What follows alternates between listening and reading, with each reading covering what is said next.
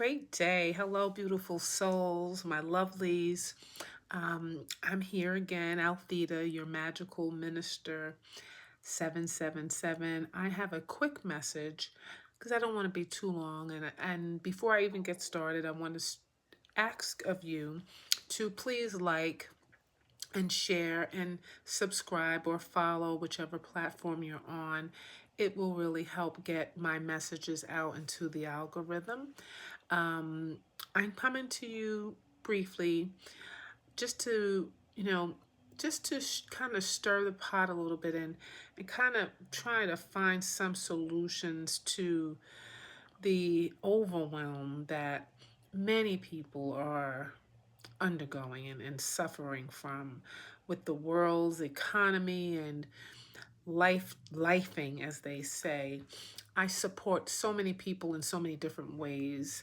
I provide a lot of services for seniors and individuals with disabilities. And so, with that being said, I'm often interfacing with families, young families, older families in my spaces. And as an empath, I can't help but have this sense of, empathy for the things that families are experiencing. And, first, I want to say that I am just in a space of absolute gratitude because I am finding myself in a space of peace and blessings and flow. I have been able to shake off the anxieties of the past and the worries about whether or not I can pay a bill today or tomorrow or the light's going to be on. So I'm just grateful that I can hold that frequency of gratitude. And I would encourage you all to find some reason, which there are many reasons. If you're watching this, that's one reason to be grateful that you have eyes to see, ears to hear, and a heart to receive a word from the Most High on today. And so there are many things that are going on, and it's just like this. No, there are no resources. There are not enough resources to fill in the gaps for people. The individuals and the families that I work with in the IDD community, some of the parents are, at a loss for how are they going to support their child in their schooling and having a transition from school to home, and there are gaps of hours and time that they can't be present because they have to work, and the child is not independent enough due to a disability to be able to just simply get off the bus and go home on their own. And there's so many gaps that need to be filled in our communities. And so I was reminding one of my clients' parents to, just inquiring, like, do you have resources like a network, a sisterhood or something to that effect? And she was, it's unfortunately, like, she didn't. And, she's living in her community. And then it just brought to my spiritual awareness that we need to get back to community, communal living, the village. Takes a village to raise a child, getting back to getting connected with people. I don't know how long this has been going on, but I've been observing like people are so disconnected, even more so since COVID maybe, but even before that, living here in Delaware, it I used to think, like, I remember being in New York City housing and being able to knock on the door across the hall for a cup of sugar or a cup of flour because I didn't feel like running to the store.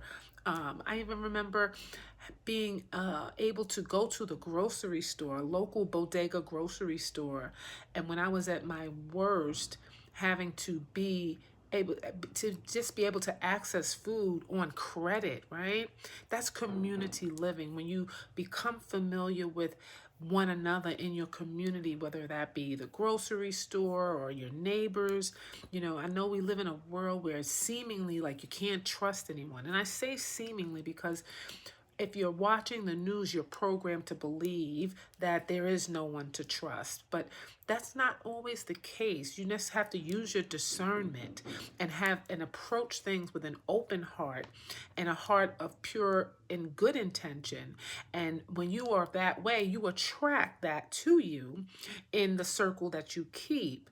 And I was expressing to this mother how when I was younger, just empathizing with her situation, I remember what it was like having to pay Mary, and literally Mary, bless her soul, and Rachel, bless you, Rachel, wherever you are, to watch my children while I went to work, and taking a taxi back because I didn't drive, just to get back on time to pick up the children. And you just feel like you're spinning your wheels. And so I get it. But had it not been for Mary and Rachel with assisting me with filling in those gaps, Mary did it for absolutely free. Rachel did it for a small fee, and even more than just watching the children. She cared for my children. And so it just reminded me how important it is to remind us to become communal again, to find an opportunity to form organic sisterhoods and family hoods, so that you're not alone in this dark world. Where two or three come together agreeing, you can chase 1,000 and 10,000 issues, problems, and dilemmas.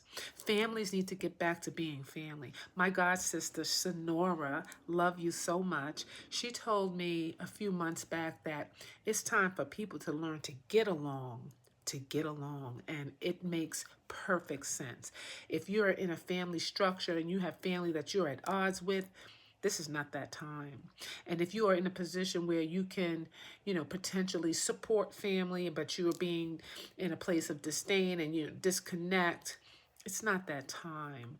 People need to lean in on each other for the benefit of overcoming this dark world.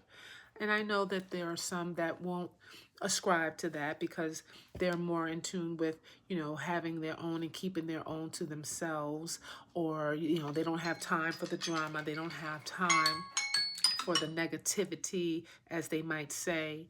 However, let love guide you.